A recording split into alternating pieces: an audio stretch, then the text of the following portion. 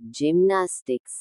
జిమ్నాస్టిక్స్లో చాలా క్రీడాంశాలు సమ్మిళితమై ఉంటాయి. వివిధ అంశాలలో పోటీలు కూడా జరుగుతాయి. ఈ పోటీలు అన్నిటిని అంతర్జాతీయ జిమ్నాస్టిక్ సమాఖ్య పర్యవేక్షిస్తుంటుంది. ప్రతి దేశం తన స్వంత జిమ్నాస్టిక్ పాలకమండలిని కలిగి ఉంటుంది. ఆయా పాలకమండళ్లు అంతర్జాతీయ జిమ్నాస్టిక్ సమాఖ్యకు అనుసంధానమై దాని పర్యవేక్షణలో పనిచేస్తూ ఉంటాయి. పోటీ అంశాలలో ముఖ్యంగా చెప్పుకోదగినది కళాత్మక జిమ్నాస్టిక్స్.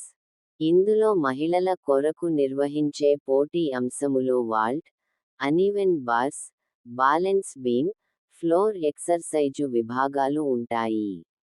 అలాగే పురుషుల కొరకు నిర్వహించే పోటీ అంశములో floor exercise, pommel horse, still rings, vault, parallel bars, horizontal bars విభాగాలు ఉంటాయి.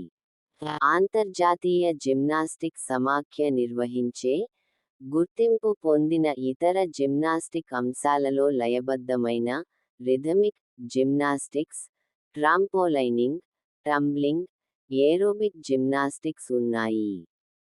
అంతర్జాతీయ జిమ్నాస్టిక్ సమాఖ్య గుర్తింపు పొందని అంశాలలో కళాసౌందర్యాత్మకమైన, ఏస్థెటిక్, బృంద జిమ్నాస్టిక్స్, పురుషుల లయబద్ధమైన, రిథమిక్ జిమ్నాస్టిక్స్, టీమ్ జిమ్ అంశాలు ఉన్నాయి. ఈ పోటీలలో వివిధ అంశాలలో పాల్గొనేవారు ఆయా అంశాల నియమాల ఆధారంగా వివిధ వయస్సుల క్రీడాకారులు పాల్గొనవచ్చు. ఉదాహరణకు కిండర్ జిమ్, చిన్నారుల జిమ్నాస్టిక్స్ అంశాలలో పాల్గొనే క్రీడాకారుల వయస్సు కనీసం 20 నెలలు ఉండవచ్చు. అలాగే మనోరంజన, కాలక్షేప, రిక్రియేషన్ జిమ్నాస్టిక్ పోటీలలో కనీసం 5 సంవత్సరాల వయస్సు గల క్రీడాకారులు పాల్గొనవచ్చు. వివిధ స్థాయి పోటీలలో పాల్గొనే క్రీడాకారుల నైపుణ్యం ఆయా స్థాయిని బట్టి ఉంటుంది. అత్యుత్తమ నైపుణ్యం ఉన్న క్రీడాకారులు ప్రపంచ స్థాయి పోటీలలో పాల్గొంటారు. అంతర్జాతీయ జిమ్నాస్టిక్ సమాఖ్య (ఫెడ్) చే గుర్తింపు పొందబడిన జిమ్నాస్టిక్ రీతులు, ఫామ్స్. కళాత్మక జిమ్నాస్టిక్స్. కళాత్మక జిమ్నాస్టిక్స్ సాధారణంగా పురుషుల, మహిళల జిమ్నాస్టిక్స్ గా విభజించబడింది. పురుషులు 6 విభాగాలలో పోటీ పడతారు. అవి: నేలమీద చేసే వ్యాయామాలు, floor exercise, pommel horse, pommel horse, still rings, vault, parallel bars, horizontal bar. మహిళలు 4 విభాగాలలో పోటీ పడతారు.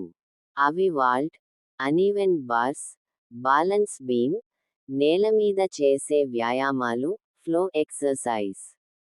2016లో అంతర్జాతీయ జిమ్నాస్టిక్ సమాఖ్య (ఫెడ్) కొత్త మూల్యాంకన విధానాన్ని ప్రవేశపెట్టినది. ఇందులో సాధించదగిన పాయింట్లు కేవలం 10 కాకుండా అంతకన్నా ఎక్కువ కూడా ఉండవచ్చు అనే సవరణ ప్రవేశపెట్టబడింది. ఈ విధానము అమెరికా దేశంలో జరిగిన కొన్ని ఉన్నత స్థాయి పోటీలలో వాడబడింది. అంతకుముందు ఉన్న పాత పద్ధతిలో కాకుండా ఈ విధానములో 2 వేరు స్కోర్లు ఇవ్వబడతాయి. ఒకటి జిమ్నాస్టిక్ అంశాన్ని ప్రదర్శించినందుకు ఇచ్చే స్కోరు కాగా మరొకటి కష్టతరమైన అంశాన్ని ఎంచుకొన్నందుకు ఉద్దేశించిన స్కోరు. ఇంతకు ముందున్న విధానములో కేవలము జిమ్నాస్టిక్ అంశాన్ని ప్రదర్శించినందుకు ఇచ్చే స్కోరు మాత్రమే ఉండేది. ఈ విధానములో ఒక క్రీడాకారుడికి ఇచ్చే పాయింట్లు గరిష్ఠంగా 10 వరకు ఉండవచ్చు. ఇందుకు చిన్న వ్యాయామ అంశాలు మినహాయించబడ్డాయి. జిమ్నాస్టిక్ క్రీడాకారుడు విన్యాసాలను ప్రదర్శించు సమయమున అతడి ప్రదర్శనలో ఏదైనా తప్పు దొర్లినప్పుడు న్యాయ నిర్ణేత ఈ స్కోరులో నుండి కొన్ని పాయింట్లని తగ్గించేవాడు. ఉదాహరణకు ఉన్నత స్థాయిలో జరిగే పోటీలలో జిమ్నాస్టిక్ క్రీడాకారుడు పొరపాటున క్రిందపడిపోయినచో 1 పాయింటు కోత విధించేవారు.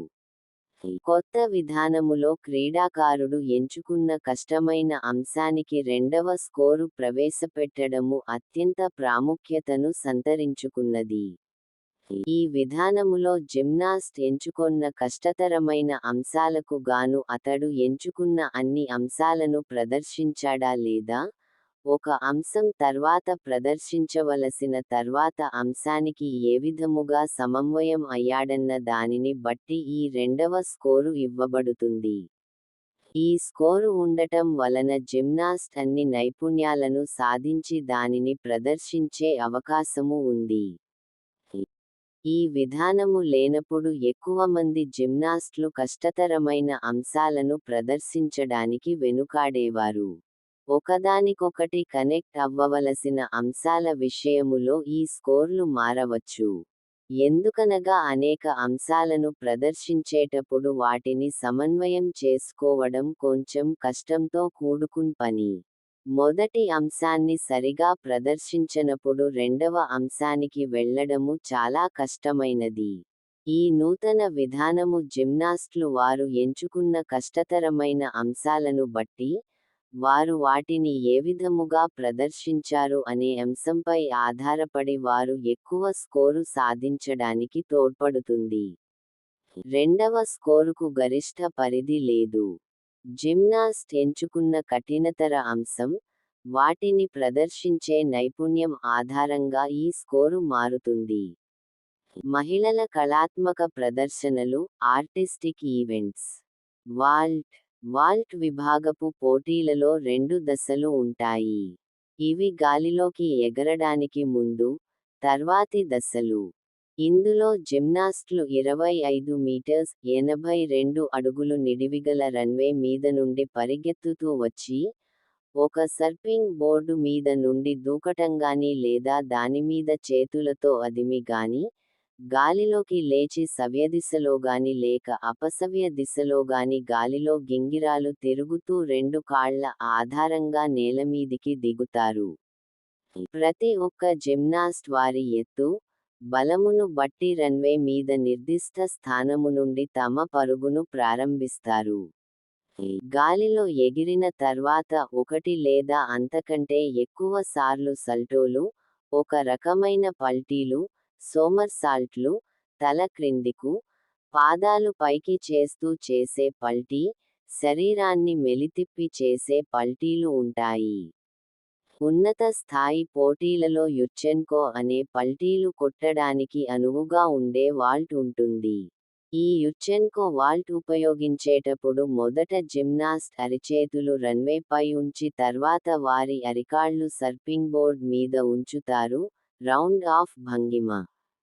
తర్వాత అదే భంగిమలో వ్యతిరేక దిశలో కదిలి చేతుల ఆధారంగా వెనుక వైపు పల్టీ కొట్టి hand spring, back hand spring, తమ అరిచేతులు వాల్టింగ్ బల్లపై అంచుతారు.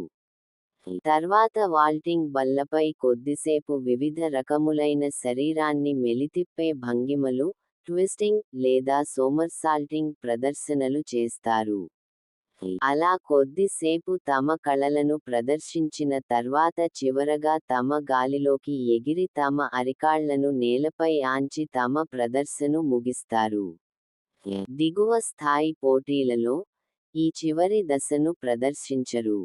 ఈ దిగువ స్థాయి పోటీలలో పాల్గొనే జిమ్నాస్ట్లు సర్ఫింగ్ బోర్డ్ మీదకు 2 అరికాళ్లు ఒకేసారి ఆంచే విధముగా దుమికి వాల్ట్ పై రౌండ్ ఆఫ్ భంగిమనుగాని లేదా చేతుల ఆధారంగా ముందుకు పల్టీలు కొట్టే భంగిమను కానీ ప్రదర్శిస్తారు. 2001 సంవత్సరం నుండి సంప్రదాయక వాల్ట్ హార్స్ విభాగమును కొత్త ఉపకరణములతో భర్తీ చేశారు. దీనినే టంగ్ హార్స్ లేదా వాల్టింగ్ టేబుల్ గా వ్యవహరిస్తున్నారు. మునుపటి వాల్ట్ హార్స్తో పోలిస్తే ఈ సరికొత్త ఉపకరణములు సుస్థిరమైనవి, పాతవాటి కన్నా దాదాపు 1 మీటరు పొడవైనవి, 1 మీటరు వెడల్పైనవి. ఇవి జిమ్నాస్ట్లకు తమ నైపుణ్యములను ప్రదర్శించుటకు మునుపటి కన్నా ఎక్కువ స్థలమును అందుబాటులోనికి తెస్తాయి. అంతేకాకుండా ఇవి గతంలో వాడిన వాల్ట్ హార్స్ కన్నా ఎక్కువ సురక్షితమైనవి. ఈ సౌలభ్యం వలన జిమ్నాస్ట్లు ఎలాంటి జానికి లేకుండా మునుపటి కన్నా కఠినమైన, కష్టతరమైన అంశాలను ప్రదర్శించుటకు ముందుకు వస్తున్నారు. ఇది శుభపరిణామము. Uneven bars. అనీవెన్ బార్స్ పై విన్యాసము ప్రదర్శిస్తున్న జిమ్నాస్ట్. అనీవెన్ బార్స్ అంశమును ప్రదర్శించునప్పుడు జిమ్నాస్ట్ మొదట నేలపై సమాంతరంగా, వేరు వేరు ఎత్తులలో బిగించబడిన రెండు కమ్మీలను ఆధారంగా చేసుకొని పలు భంగిమలను ప్రదర్శిస్తారు. ఈ కమ్మీలు ఫైబర్ గ్లాస్తో తయారు చేయబడి చెక్క తొడుగులతో కప్పబడి ఉంటాయి. ఈ విధముగా ఉండటం వలన వీటిపై విన్యాసములు చేయునప్పుడు ఇవి విరిగిపోకుండా జిమ్నాస్టుకు రక్షణనిస్తాయి. గతంలో ఉన్న కమ్మీలు చెక్కతో చేయబడటం వలన విరిగిపోవడానికి ఆస్కారం ఉండేది. దీనివలన జిమ్నాస్టులకు సరైన రక్షణ ఉండేది కాదు. మారుతున్న సాంకేతికతను ఉపయోగించుకొని ఈ కమ్మీలను దృఢముగా తయారు చేయడం జరిగింది. జిమ్నాస్టుల ఎత్తు, శరీర నిర్మాణానికి అనుగుణముగా ఈ కమ్మీల ఎత్తును, వెడల్పును పెంచడంగాని లేదా తగ్గించడంగాని చేయవచ్చును. గతంలో ఈ కమ్మీల మధ్య దూరం చాలా తక్కువగా ఉండేది. ప్రస్తుతము దీనిని సరిచేసి జిమ్నాస్టులు ఊగుతూ చేయు విన్యాసములు, గుండ్రముగా తిరుగుతూ చేసే విన్యాసాలు, పరివర్తనీయ విన్యాసాల వంటివి చేయడానికి అనువుగా వీటి మధ్య దూరాన్ని సవరించారు. ఉన్నత స్థాయి పోటీలలో ఈ విన్యాసాలలో రెండు చేతులపై భారం వేసి చేసే హ్యాండ్స్టాండ్ విన్యాసం తప్పనిసరిగా చేయాలి. జిమ్నాస్ట్లు సాధారణంగా ఈ కమ్మీలను అధిరోహించడానికి సర్ఫింగ్ బోర్డు లేదా ఒక చిన్న చాపను ఉపయోగిస్తారు. జిమ్నాస్ట్లు ఈ పోటీలలో పాల్గొనునప్పుడు తోలుతో చేయబడిన ఒక ప్రత్యేకమైన చేతి తొడుగులను ధరిస్తారు. ఇందులో వేళ్లు దూర్చుటకు రంధ్రములు చేయబడి విన్యాసాలు చేయునప్పుడు జిమ్నాస్టులకు సరైన పట్టు దొరికేలా ఇవి ఉపకరిస్తాయి. జిమ్నాస్టులు తమ చేతులకు సరైన పట్టు లభించుటకు, చేతిలో ఏర్పడే చెమట వలన పట్టు జారిపోకుండా ఉండుటకు ఈ తొడుగులతో బాటుగా సుద్దపొడిని కూడా చేతులకు రాసుకుంటారు. దీనివలన చేతిలోని సున్నితమైన చర్మము కూడా చీరుకుపోకుండా రక్షణ లభిస్తుంది. ప్రత్యేకముగా తయారు చేయబడిన డోవెల్ గ్రిప్స్ అనబడే చేతి తొడుగులు కూడా జిమ్నాస్టులకు కమ్మీలపై దృఢమైన పట్టును దొరకబుచ్చుకోవడానికి తోడ్పడుతాయి. Balance beam. బాలెన్స్ బీమ్లో భాగంగా జిమ్నాస్ట్ 90 సెకండ్ల పాటు నృత్యరీతులతో కూడిన విన్యాసాలను ప్రదర్శిస్తారు. ఈ ప్రదర్శనలో భాగంగా గెంతులు, అక్రోబాటిక్ విద్యలు, సోమర్సాల్ట్లు, తిరుగుట, నృత్యములు ఒక కమ్మీ మీద ప్రదర్శిస్తారు. ఈ కమ్మీ నేల నుండి 125 సెంటీమీటర్స్ (4 అడుగులు 1 ఇన్) ఎత్తులో ఉంటూ 500 సెంటీమీటర్స్ (16 అడుగులు 5 ఇన్) పొడవు, 10 సెంటీమీటర్స్ (3.9 ఇన్) వెడల్పు ఉంటుంది. ఈ కమ్మీ పొడవు, వెడల్పు, ఎత్తులను సరిచేసుకొనే ఏర్పాటు ఉంటుంది. ఈ విన్యాసములో ముఖ్యంగా క్రీడాకారుడు సమతూకము, సారళ్యము, ఫ్లెక్సిబిలిటీ, శక్తిని కలిగిఉండి ఏకాగ్రతతో తమ విద్యను ప్రదర్శించవలసి ఉంటుంది. ఫ్లోర్. మొదట్లో ఫ్లోర్ విన్యాసాలను నేలమీద కానీ లేదా నేలమీద పరిచిన చాపలమీద కానీ ప్రదర్శించడం జరిగేది. కానీ ఆధునిక కాలంలో ఈ విద్యను 12 మీటర్లు పొడవు వెడల్పు గల చతురస్రాకారంలోని ఒక గట్టి ఉపరితలంపై నిర్వహిస్తున్నారు. ఈ ఉపరితలం క్రింద స్ప్రింగులు లేదా ఫోమ్ బ్లాక్స్ల సహాయంతో అమర్చబడిన ప్లైవుడ్ ఉంటుంది. ఈ మొత్తం వేదికను సర్ఫింగ్ ఫ్లోర్ అంటారు. ఈ సర్ఫింగ్ ఫ్లోర్ దృఢముగా ఉండి జిమ్నాస్టులు విన్యాసాలలో భాగంగా పైకి ఎగరడానికి గట్టిగా అదిమినప్పుడు వీరు మరింత ఎత్తుకు వెళ్ళడానికి సహాయపడుతుంది. అలాగే గాలిలో పల్టీలు కొట్టి కిందికి దిగునప్పుడు వారు గాయాల పాలు అవకుండా దీని మెత్తటి ఉపరితలం వారికి రక్షణగా నిలుస్తుంది. జిమ్నాస్టులు ఈ ఫ్లోర్ విన్యాసాలలో భాగంగా 90 సెకండ్ల పాటు తమ విద్యలను ఈ ఫ్లోర్పై ప్రదర్శిస్తారు. పోటీ స్థాయిని బట్టి జిమ్నాస్టులు ఫ్లోర్ విన్యాసాలను ప్రదర్శించవచ్చో లేదో నిర్ణయించుకోవచ్చు. అలాగే కొన్నిసార్లు ఫ్లోర్ విన్యాసాలు తప్పనిసరి జిమ్నాస్టిక్స్ విభాగంలో ఉన్నప్పుడు జిమ్నాస్టులు దీనిని తప్పనిసరిగా ప్రదర్శించాలి. ఫ్లోర్ పై జిమ్నాస్టులు విన్యాసాలు చేయునప్పుడు నేపథ్యములో సంగీతం వినిపించడం తప్పనిసరి. 3 నుండి 6 స్థాయిల వరకు ఆయా స్థాయిలలోని ప్రదర్శనలతో పాటు ఈ సంగీతం కూడా ఒకేలా ఉంటుంది. కానీ ఉన్నత స్థాయిలుగా పేర్కొనబడే 7 నుండి 10 స్థాయిలలో జిమ్నాస్టులు మరిన్ని కఠినతరమైన ప్రదర్శనలు చేయవలసి ఉంటుంది. అంతేకాకుండా వీరికి తమకు నచ్చిన ఎలాంటి పదములు లేని నేపథ్య సంగీతమును ఎంచుకొనే వెసులుబాటు కూడా ఉంటుంది. ఈ ప్రదర్శనలలో టంబ్లింగ్ టైల్స్, వరుసగా గాలిలోకి పల్టీలు కొట్టడం, గెంతడం, నృత్య ప్రదర్శనలు, అక్రోబాటిక్ నైపుణ్యములు మరియు ఒంటికాలిపై గిరగిరా తిరుగుట లాంటివి ఉంటాయి. పోటీలలో పాల్గొను జిమ్నాస్టులు 4 టంబ్లింగ్ లైన్స్ వరకు ప్రదర్శించవచ్చు.